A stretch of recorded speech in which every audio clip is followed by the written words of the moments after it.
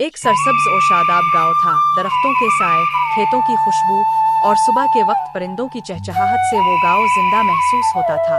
इसी गांव में एक लड़की रहती थी, जरीना। जरीना बचपन ही से नरमी, हया और मोहब्बत की मूरत थी।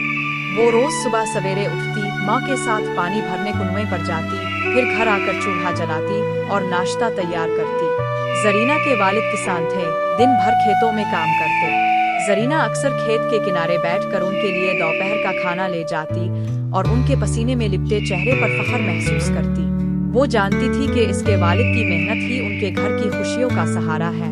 जरीना की तालीम ज्यादा ना थी, मगर दिल बहुत समझदार था। वो गांव के बच्चों को कुरान पढ़ाती और कभी कभार औरतों के साथ बैठकर कवाई सीखती। इसकी बनाई हुई चादरें गांव भर में मशहूर थी। एक दिन शहर से कुछ लोग गांव आए। वो जरीना के वालिद के दोस्त थे। उन्होंने जरीना की तारीफ सुनी तो अपनी बहू बनाने की ख्वाहिश जाहिर की। जरीना घबराई क्योंकि शहर की जिंदगी इसके लिए अजनबी थी, मगर वालिदैन ने समझाया कि इज्जतदार घराना है, वो वहाँ भी अपनी सादगी और मेहनत से दिल जीत लेगी।